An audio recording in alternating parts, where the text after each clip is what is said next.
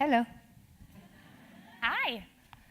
Hi. So I heard that the last time that you were here on campus, that you said that if you had had a Stanford MBA, you would rule the world. I wish I could have gone in. Yes, Well- I think that to be in Stanford is such an incredible, lucky thing. You know, you're in this. And then I was told, what did the dean just say? That, who is it that just said that it was very important to also be rounded. Well-rounded, right. Well, you don't have a Stanford MBA, No. and you I clearly basically don't. rule the world. Do you think I should drop out? Well, It doesn't look like she's nervous, right?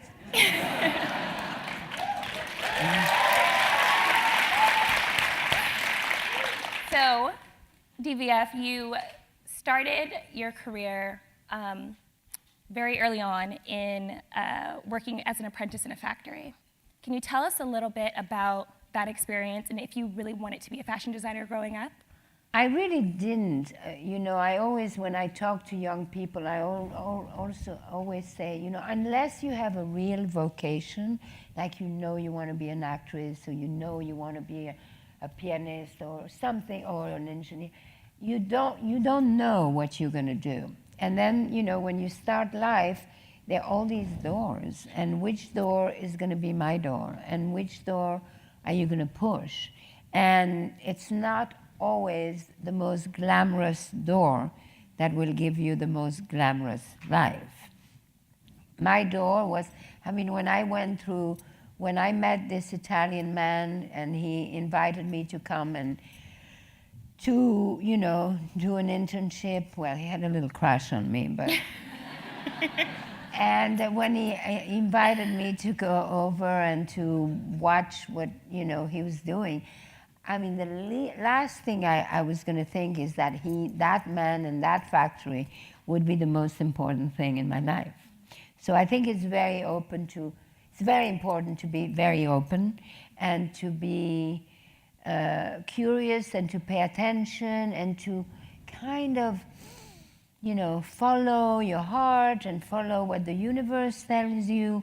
And then all I knew is that I didn't know what I wanted to do, but I knew the kind of woman I wanted to be. I wanted to be a woman who could have a man's life in a woman's body. I wanted to be able to pay my bills. I wanted to be able to do the same thing as a man did, but I didn't know how. And then I found a way. And I was very lucky because it happened for me very quickly, as it does now, you know, in today's world. I mean, so many millenniums make it so early. And I mean, at the time there weren't that many, but I was one of them, and I was lucky. So to that point, what the audience may not know at that time was that you were also a princess, and not Sleeping Beauty princess, but like a literal princess. Well, I married a prince. You married a prince. That was the shortcut.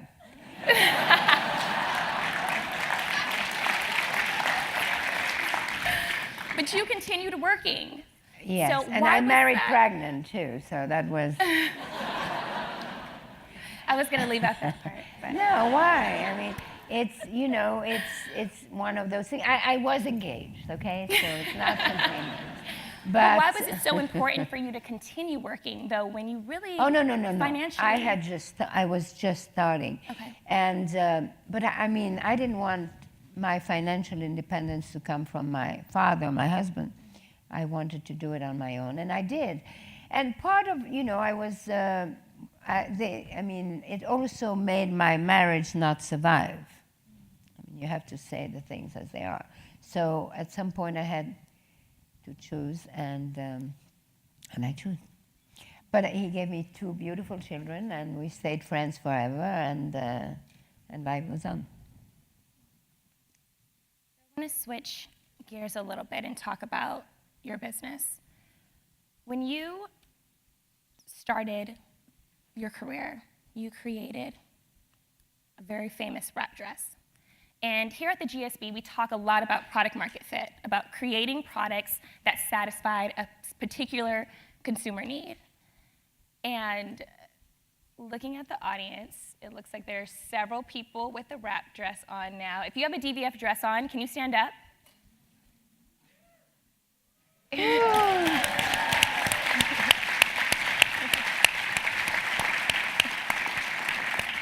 I think you found product market fit. This dress has been relevant for over 40 years. What do you think that you saw in the market that other people were missing? Oh my God, it didn't happen like that at all. I mean, at all. I mean, I was working with this man. This man had a print factory, a printing plant. It was in Como, Italy. Como, Italy is basically the end of the Silk Road, right? The Silk Road starts from China, you go through all the thing, and then you end up in Como. In Como, they were all the silk manufacturers. And therefore, around them, there was an industry, there was all the illustrators and painters and artists that would sell their drawings and their paintings to those people in order to make beautiful prints, scarves, and so on. This is her print. This is a print. And so this man, so that's what I learned first. He would go there and look and this, and so they buy an artwork, and then you put it in repeat, and then you talk to the colorist. And Italy, at the end of, after the war, was very industrial. Italy was just beginning, and so there were these very, very small factories that were being born, and they were families, and these people were colorists, and their grandfather was colorist, and the great-grandfather. So it was very like that, you know, and this one made handbags. And so anyway, this man had a printing factory. So I learned about that. Because he was a successful printing factory, he would make all scarves for Gucci and Ferragamo and people like that. He then needed more room. Because he needed more room, he bought the factory next door for the walls. When he went in, he saw all these machines that weren't doing anything, because the people who had the factory before were making stockings. Now, you're all too young, you don't know what a stocking is. But stocking is what people wore before they were pantyhose, right? They were wearing stockings with little garter belt. And so stockings was over, so these people went out of business. And so this man looked at these machines. He said, what else could I do with these machines? Because they were tubular knitting machines. And so he called in all the yarn people, Dupont and people like that, and they tried these machines with a thicker yarn, and that's how they came up with the jersey fabric. Now, there are two types of fabrics. The fabrics that are woven and the fabrics that are knitted. Jersey fabric is a knitted fabric. It's what t-shirts are made of. At the time, t-shirts, nobody would wear t-shirts except men's as underwear and maybe sailors. But nobody else wore t-shirt. Nobody else wore t-shirt until there was a very famous movie star called Brigitte Bardot, and she lived in this little port called Saint-Tropez. And there was a little shop there when they started to dye the t-shirts in all colors.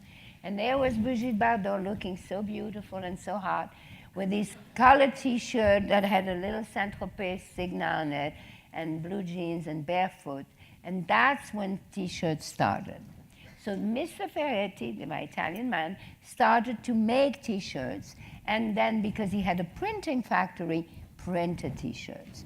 And I was there when all of this was happening. And then he bought another factory that used to make nightgowns because they had very thin needles so that he could work this fabric. Okay, all that is, I didn't think any of this would ever be important in my life. That year, my mother gave me a ticket, an airline ticket to go to New York to visit my boyfriend, the prince. So I went to New York to see my boyfriend, the prince. who was very good looking, very handsome. He had everything. And you could imagine all the girls in New York wanted to marry him. So they didn't really like when I showed up. But I was invited everywhere, and there were all these young designers who wanted me to wear their clothes. And one was called Holston, and the other one was Stephen Burrow, and there were all these generation of Giorgio Sant'Angelo, this generation of young designers. And we didn't have clothes like that in Europe and so on. So when I went back, because after 6 weeks of visiting Egon, I went back to Italy, went back to the factory. At that time, I walked into that factory, and I just had a vision. I said, oh, there's something I can do here. I can make samples, and I will try to go and sell them in America. And that's what happened. I started to stay late at night and work with the sample maker and the pattern maker, grab any fabric that was left over on the floor and make a few samples. Then Egon came back on his way. You know, he was stopping from one bank. The next year he was going to go to Lazare, so he had a summer off. So he, on the way to Asia, he stopped in Rome. We met in Rome. We got engaged. And then he went on. And I went back to the factory. And I'm going back to the factory, and with this Italian man, you know, who's driving the yellow Lamborghini, and we go from factory to factory, No big deal. and this and that. And one day he drops me in Milan, and I'm feeling so dizzy because I think it's a Lamborghini, and I fainted in the street. And I remember Italian people say, è morta, she's dead. And I was not dead, but what I was pregnant. So,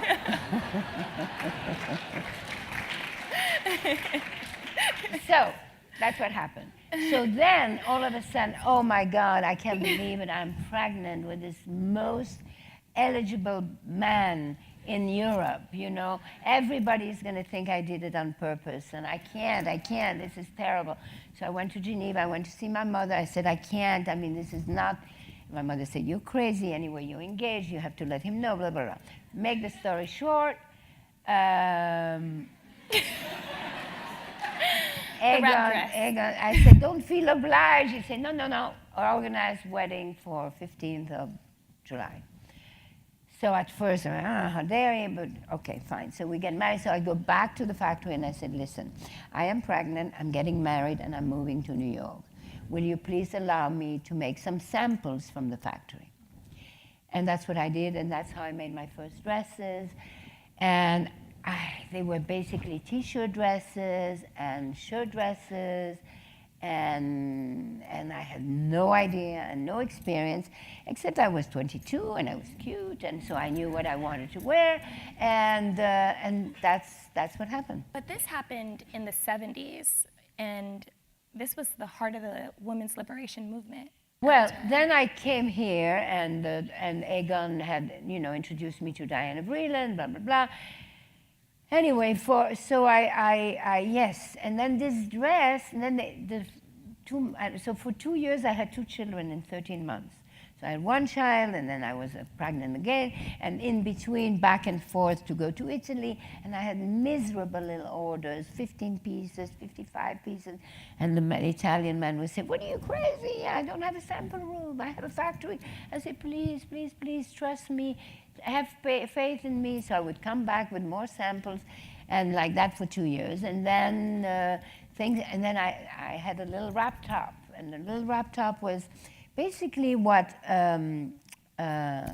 dancers, ballerinas wear, you know, to keep warm. It's called, in French, it's called cache-cœur. It's like hides the heart.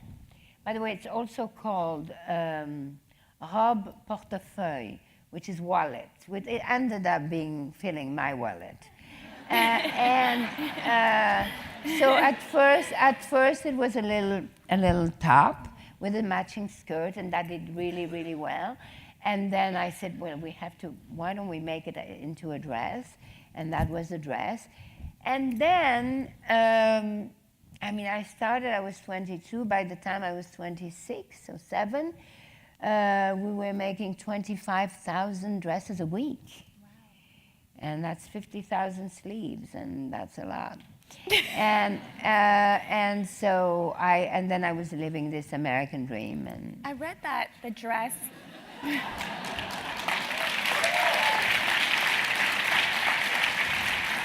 But what I'm trying to say is that people say I made the dress.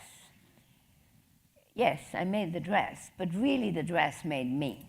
Because this dress, thanks to this dress, I became more confident. I was going around to women, wrapping them, and I was feeling confident, so I was sharing my confidence, and I was selling my confidence. And then it was a time of the, liberation. I mean, if you were young in the 70s, it was a very nice time to be young, because it was somewhere between the pill and AIDS. You figure out. And so, so it was a very nice time to be young. Okay. Well,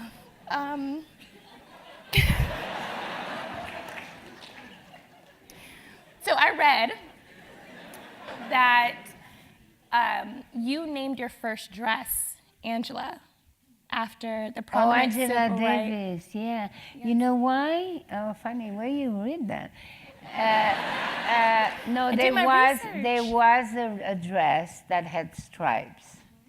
And it wasn't a very good reason why I called it Angela Davis, because she had been arrested, and it's a stripe. Well, but what were you hoping? I think that was a really bold move to name your dress after. Yeah, but the nobody civil knew. rights I don't even know how okay. you know.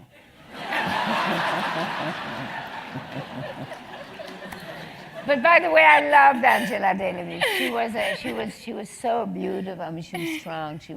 Yes, there were all these women that popped out at this time. There was Angela Davis and Gloria Steinem, and it was a wonderful. Actually, okay, I was a princess, right? Because I had married a prince. But actually, at the time, this when Gloria Steinem invented the word Ms., M-S, right? So you weren't Miss or Mrs., you were Ms. And I actually traded my title of princess to be a Ms. Because I'm a feminist. Yes. Yes. Sorry. Well, it's kind of in fashion to be a feminist again. It went away for a while. So there's a movement that's happening right now with women, and a lot that has come up around the Me Too movement, the Time's Up movement. From your experience with the women's liberation movement in the 70s to what's happening now, what do you think are the parallels, or what do you think are the differences? And how do you think that we're fighting for an extension of something, the same thing? How do you think about it? So when I was young, we were feminists because we wanted to have equality, and in many ways. And so that was that. But at the time, even though we still, I grew up like if you were a woman, you had your period and you would get groped. That's just it. That would happen. Men, your bosses, would treat you somehow like meat, and you just had to defend yourself the best way you could. But it was part of the DNA of being a woman. So you did, and I was lucky because first of all, I only had 3 bosses, and they were all before I was 22. And also because then I had my own business, and so I didn't have a boss. And then I also was in the fashion industry where women were actually, it was easier for a woman to have a job.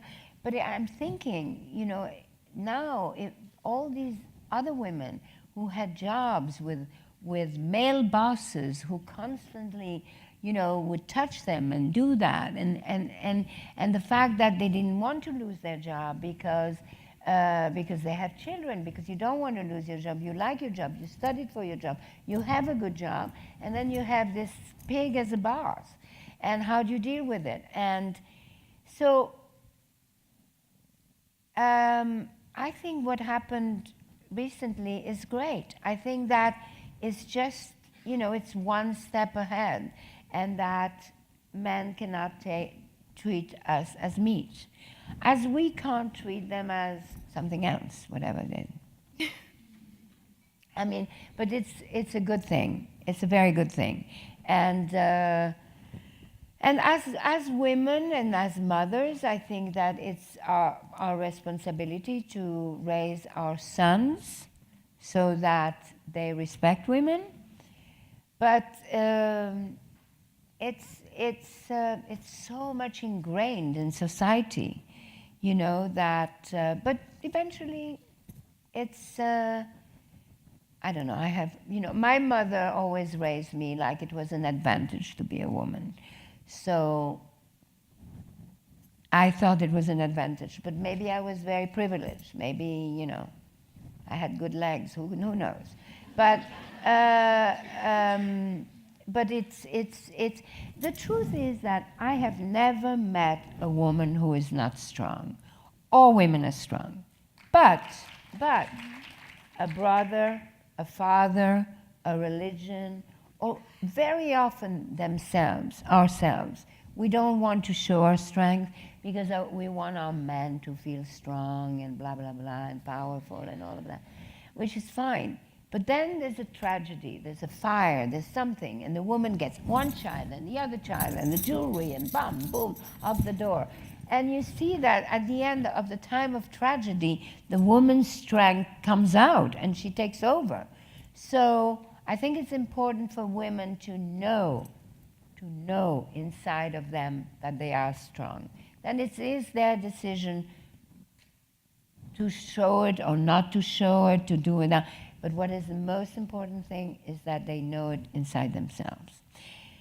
Well, I think it's an interesting concept to talk about the privilege that may be associated with some women in their careers as relates to not having to deal with that level of harassment. And I know you had 3 bosses before you were 22, right? I think there are a lot of women in a lot of different industries that don't have that privilege. That's right. So particularly in the fashion industry, when you have an industry that is so contingent on, the success is so contingent on young women, young models, for your role as the CDFA president, which is the Council of the Fashion Designers of America, how do you think about protecting these young women? Well, we do. We have rules. We have all kinds of things that we set up, and it is incredibly important because I mean, I did try to be a model, completely not successful, but I mean, that is all about rejections. I mean, it's just the worst thing to try to want to be a model because it's the worst. And no, as the CFDA, we are making rules and we're doing this and more. And but it's also, and I think it's also interesting for for the fashion industry in particular because women are the prime consumers, most of the consumers, right. And you do have a number of very powerful women within that industry. But there still seems to be this power dynamic where women are still subjected to a lot of the same things that they are in other industries. And why do you think that is? Because we're stronger. Listen, women have to stick together, but the first thing is, they have to feel strong within themselves. And they just have to, We have to deal with what we have to deal, but together we have to make sure that we support each other. And industries have to support. And I think that all the things, the Me Too and Time Up, has really, really been helpful. And it is a different time, you know, and we have to make sure that that doesn't go away. I know you spend a lot of your time, your resources, whether social or financial, on empowering women and women's empowerment, and that you created the DVF Awards not long ago. Can you tell us a little bit Well, about it's going to be, this next year is going to be the 10th anniversary, yeah. It's, yes, it's actually my son who said, you know, you do so much for women, you should really reward them and give them money and do a prize, and then one day it'll be like a Nobel Prize. So we started together when I got involved in creating the women's conference with Tina Brown, and then at that time I started this prize, and it is to, and it was really thinking about my mother, who was my mother was a survivor of Auschwitz. She survived, and so it's for women who have the strength to fight, the courage to survive, and the leadership to inspire. And the women we have given awards to are just remarkable. Most of them are not that well known, but they've done an incredible work. And it's been a wonderful. And then you create a family over 10 years, and then you see what they got, and usually they got other prizes after, and then you get to know them. And you know, I think that what is most important is I believe in the chain of love. You know, if you pay attention to people and you know them, and then you help them, and then I really do believe in that. I mean, I really believe, you see, now I was very successful, very young, blah, blah, blah. I created a company. Obviously, when you create something, it went up, it went down, it went, you know, it had many generations. But now I have a woman CEO that I think is going to really take the company to the new world, the new digital world. And so what I want to do for the rest of my life, now that I am 70 years old, is the fact that I want to use, because when you are successful, two things happen. One, you can pay your bills, and two, you have a voice. And when you have a voice, it's important, it's your duty, but it's also a gift and a privilege to use your voice for people who have no voice. And that voice thing, and that being able to share the experience that I have, because I may be 70, but I really should be 140 for how much I have lived, and the different people I've met, and the different circumstances and all of that. To be able to share that, and to share my experience and my knowledge and all of that. And so that's what I would like to do for the rest of my life. And I know you all study business, and you're all super smart and everything else.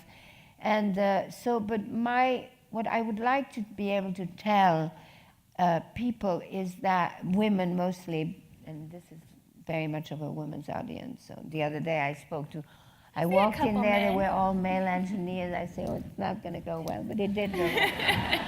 Anyway, and is my big umbrella now. My big umbrella is Design Your Life, right? And so because I want to do podcasts and I want to do speaking engagement and all of that, I wanted this summer, I said, okay, I have to structure. What does it mean to design your life, right? What does it mean? And so because I was in Sicily, I drew a Greek temple, and on top of the roof, I wrote Design Your Life. And then I put the pillars. And these are the pillars that I came up with. The first pillar, the most important pillar we all have, is our character. Because you could lose everything. You could lose your health, you could lose your wealth, you could lose your children, you could lose everything. But you never lose your character. even under torture. And what does character really mean? Character is really about the relationship you have with yourself. And to have a relationship with yourself is hard, because it means you have to be demanding, you have to be disciplined, you have to do all of these things. But you have yourself as a refuge, as a shelter, and no matter what happens, you always have yourself. And if you have that, any other relationship is a plus and not a must. And there is nothing less attractive than being needy, you know? So character is really the pillar number one.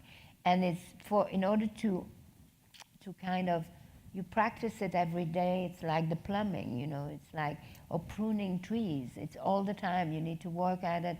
You need to have time, a little bit of solitude, a little bit of silence, a little bit of things, so that you know that somehow you could rely on yourself. Pillar number one. That's why I say the first number one lesson in life is the most important relationship in life is the one you have with yourself. Pillar number two is your body and your mind, your brain. I mean, our body, we have so much power on our body. We can exercise it, we can forget about it, we can modify, the shape, and the mind. I mean, it's only recently that I realized, we have this incredible computer inside. I can speak 3 languages at the same time, and drive and drink and all of that at the same time. And my mind is making me do all that. How does that work, Amazing. It's just amazing, but we have to pay attention to it, and not take stupid drugs that will modify our brain. Anyway. You mean like taking care of it physically? Yes. So 1, 2, 3, heart. Heart is a muscle, right, that pumps the blood and creates oxygen. So heart is life. Life is love. Love is compassion, is emotion, and it's about to be a human being. I know everybody talks about, artificial intelligence and all of these things, but I really do think that the only way we can save humanity is by being humans. And I think that there's going to be, I hear it. I hear a lot of people who all of a sudden think about being kind and doing things to be human. And I Does think, that mean empathy to you? yes, and it means paying attention to the next person. And yeah, it's being human. All of a sudden being human and having a heart. I think that's the next trend, hopefully. We have to compete against whatever else is happening. So 1, 2, 3, 4, pillar number 4 is purpose. And purpose is work. Therefore work is your independence, your identity. It's your expression. It's who you are in society. So I know you worry a lot about that here, so I shouldn't talk about it anymore. And one purpose, and then you More have depth than that. And then you have what I do, which is aesthetics, what you wear, how you surround yourself, the power of color, all of that. And that's what I thought my 5 pillars were. And then 2 weeks ago, I was talking to my 17-year-old grandson, and he said, "You forgot nature." And I thought, yeah, that's right, I forgot nature. So we added another pillar. And because it was 6 and I like odd numbers, I had to add another 7. and my pillar number 7 was rituals.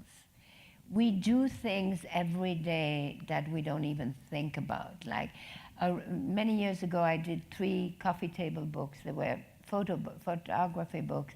And one was called The Bed, The Bath, and The Table. And the bed, if you think about it, we throw ourselves in the bed without thinking, and we go and sleep in a messy bed. But look at what the bed, I mean, how important. We conceived in a bed, we make love in a bed, we're sick in a bed, we die in a bed.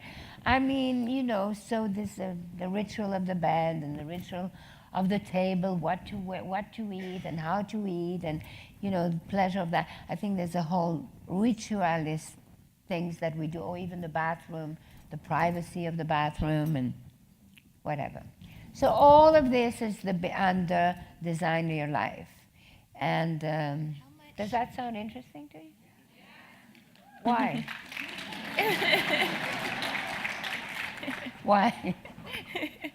I mean, I don't know. So, I mean, I said it to somebody and said, well, that's very generic.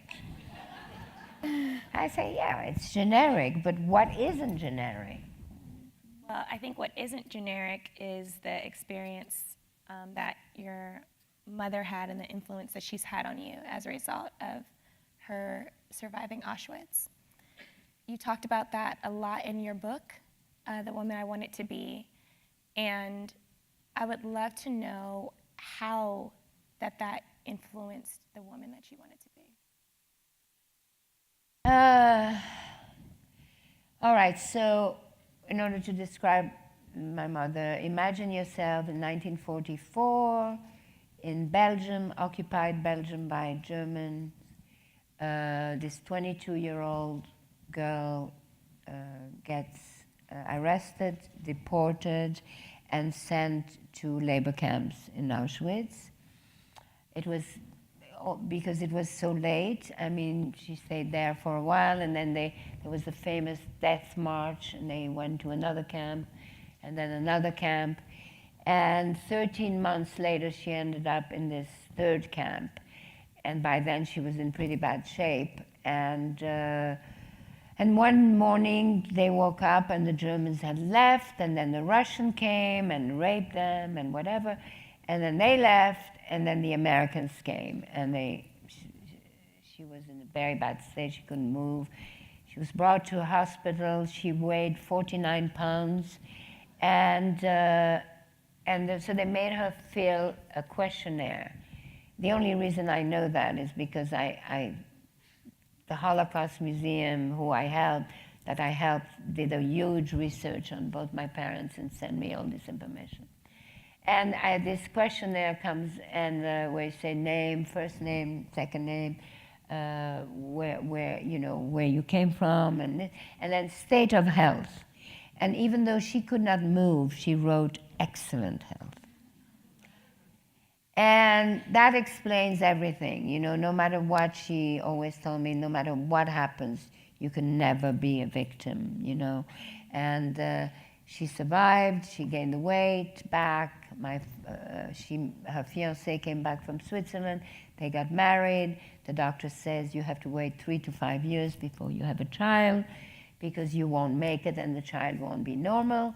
And 9 months later, I was born, and I was not normal.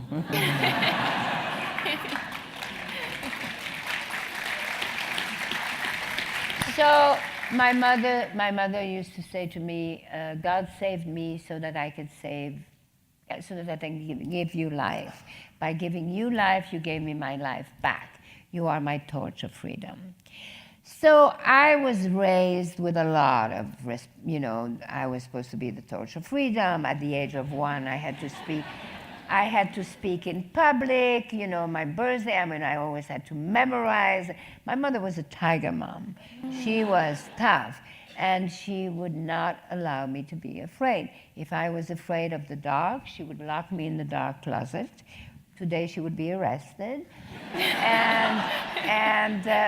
after 10 minutes, you realize that there's no reason to be afraid. And so obviously, I'm very much a result of my mother, So never be a victim. Doesn't matter what happened, blah, blah, blah, this and that. And that formed me, But when you have a very strong mother, it's you have to wait until she's gone for you to accept it, So we're going to do a quick lightning round. We have a couple minutes left. I would love for you to finish these sentences. I feel most confident when I feel most confident when, I don't know, when I speak to a nice crowd. What angers me most is, Oh, I don't get angry very quickly. What angers me most is when I witness lies. the thing people would be surprised to learn about me is, The things that people would be surprised to learn about me is that, I don't know. do we know everything? Probably. You certainly do. My superpower is, Oh, my superpower is my magic wand, which I use every day when I try to, my first email of the day, I try to